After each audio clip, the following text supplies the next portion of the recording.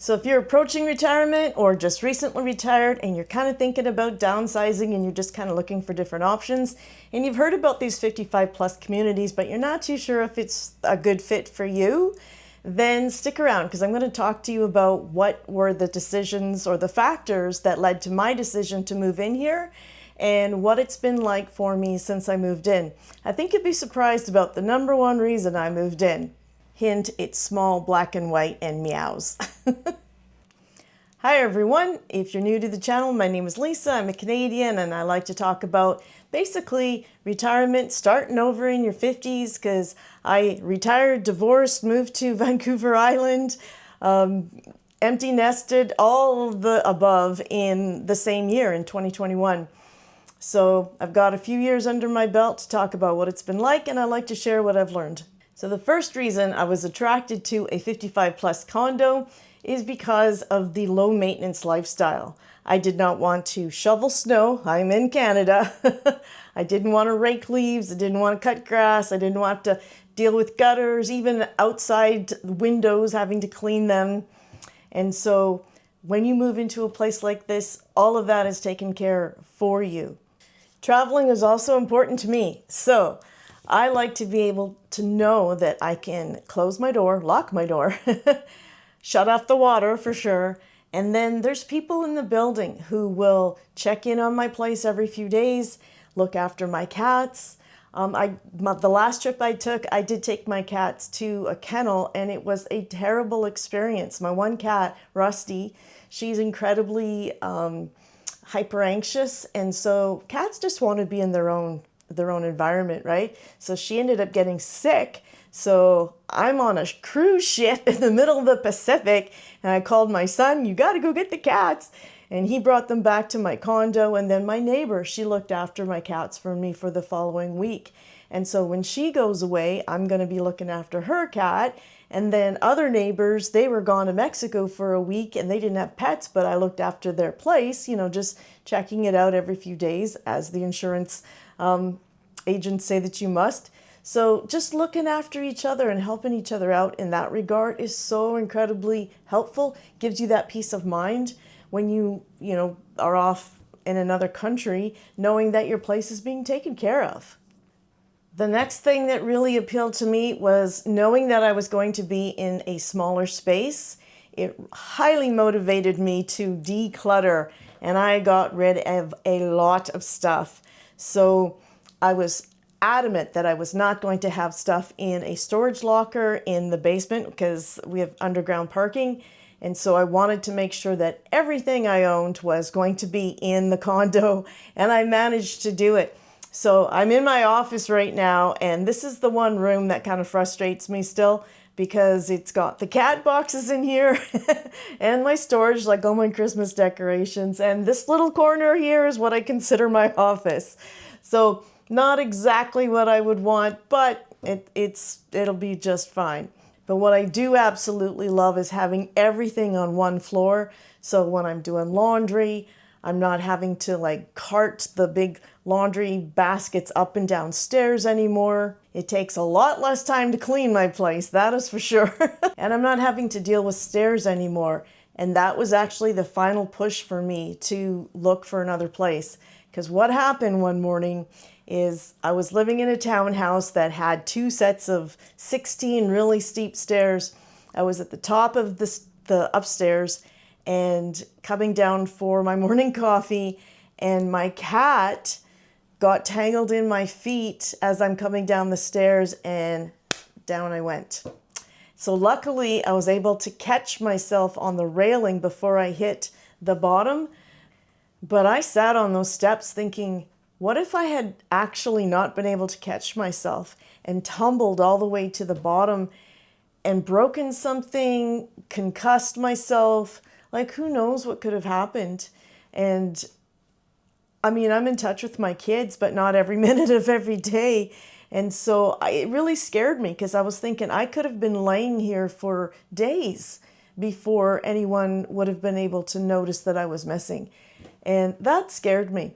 So that for me was the final straw, and I started looking for a more community kind of place. where I knew I wasn't going to have to deal with stairs, and that should I be, missing for any sort of weird period of time, then people would notice. And to me, that was incredibly reassuring. A third reason for me looking for a 55 plus condo lifestyle was because of the social life that I knew it was going to bring. The amenities are awesome. So we have a big area where we gather we had Christmas dinner, we've had potlucks, we have card games, we have, there's poker nights, there's bingo. We had a band come in and play for us one night where we were dancing. Downstairs, there's a golf simulator and a wood shop. There's Bible study, happy hour, and all different kinds of clubs like pet clubs, painting. There was card making, where we learned how to make some Christmas cards, and I suck at this kind of stuff, but this was actually a lot of fun. There's a fitness room. It's not very big, but hey, it has 3 big pieces of equipment. The weights, the yoga mats, all of the stuff, a big TV so you could watch TV while you're on the treadmill or on the bike. There's the godparent pet program, so we look after each other's pets. There's a lady in the building who just had back surgery, so I actually take her little dog out every day and play with him just to give him some exercise while she's recuperating. And one day they actually even picked us up and took us to the casino. Well, it was weird being at the casino at 10 in the morning, but hey, it was fun. And what I really appreciate is that you can be as involved in it as you want. If you don't want to go to any of these events, you don't have to. There's no pressure. But it's just nice knowing that, hey, so it's Wednesday night. Oh, it's card game. Okay, do I feel like playing cards or not, So I like that. I like that option. So let's talk about a huge reason for me, and that is safety and security. So I already talked about, the panic I felt of, potentially falling down the stairs and not being discovered. The other aspect is I'm actually a victim of crime in my past. And so that brings a heightened level of anxiety around security. So being in a building that I know that has, personnel and security lights and cameras, and then I'm higher up, so I know people are not going to they're not going to be able to get onto my balcony and try to break in, which is what happened to me in my past. And I just have to deal with one door that I lock before I go to bed, and that's it. So there's that sense of peace that comes with being in a secure building. And speaking of security, I knew that once I became comfortable in here, I knew that I could stay here for quite some time, as long as I like it. I'm renting here, so it gives me the added security of knowing I can leave if I don't like it here. I'm not locked into anything. But I know that if I do like it, then I can stay here for a very, very long time and quite comfortably. They call it aging in place. What I learned from my mom is that we had to transition her every single time her needs grew greater. Knowing that I'm in a place that can meet my needs as I age is reassuring for me. Knowing that I can put roots down and stay here for quite a long time makes me feel secure. I don't have to worry about stairs as there's elevators. If I ever need a walker, the hallways are nice and wide. Even in my suite, it's laid out so that it's nice and wide. I would have no problems using a walker in this area.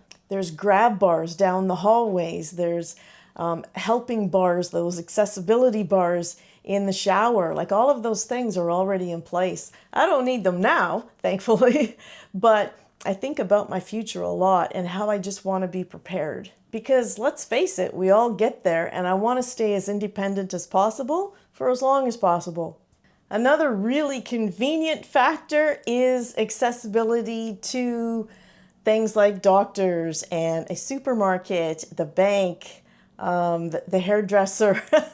They tend to set up these communities really close to these amenities. A lot of these things are actually within walking distance, so it just makes things so much easier, especially down the road when I don't want to or can't drive anymore. So let's talk about finances. Yes, this place, I will admit, is a little on the expensive side, but the way I look at it is I have one payment that I can rely upon. That is it. So it does cost me more to be here than what it did in my townhouse, but this also includes my insurance, my heat, my water, the amenities that I was just talking about, like the workout room. There's 2 lifestyle coordinators on the premises as well. So we have access to them and they're always coordinating activities, that sort of thing. It covers all the landscaping, the exterior, the roof, everything. So I don't have to worry, let's say if I moved into a condo that I owned and then all of a sudden they needed to do some major renovation. Guess who's on the hook for those things? The tenants, right? So I've heard a lot of horror stories along those lines. So I don't have to worry about that. Could they jack up our rent? Yeah, they probably could. But at least I know it's one payment. There's not going to be this surprise major bill. If my fridge should collapse, the washer and dryer, anything like that, I just make a phone call. It's their responsibility. I don't have to worry about replacing any of those things. So knowing that I have that one payment that I need to focus on and that's it, just gives me peace of mind because I have that security knowing what my future payments are going to look like and no big surprises. And for those of you who do have a home that you can sell, then it frees up that equity in your house as well, right? I wasn't in that situation. I addressed not being able to get a mortgage in my last video. And the reason I couldn't, well, I could have just bought a condo outright if I wanted to because I had enough in my investments. But I didn't want to do that because those investments are meant to get me through my retirement, right? So I didn't want to do that. I came from a very nasty divorce and basically was starting over in my 50s with nothing. I moved into a townhouse and zero furniture. I slept on an air mattress for the first few nights. So I was literally starting over again, which is another reason why I didn't have equity in a home with which to buy another one. So after 5 months of living here, so far there's more pluses than there have been negatives. It's not for everyone. I will admit that. There have been some issues, like I have someone above me and when they vacuum, I know it, but I don't hear televisions or anything like that. I basically hear really loud walking, like heavy walking, and that's been the biggest issue for noise for me. Of course, they're going to have rules, so we're allowed 2 animals, and that is it, and they can only be a certain size, but that's okay, because I wouldn't want people in here hoarding animals anyway.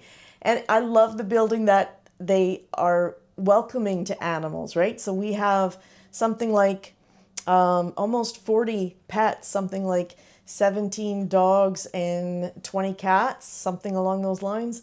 So, and we have like walls of fame for all of our pets up downstairs by the elevator. So it's cool. I like that. I don't like some of the rules that they have in terms of what can and cannot be on our balconies. Like they didn't want the icicle Christmas lights because they could hit against the bars and make noise and stuff like that.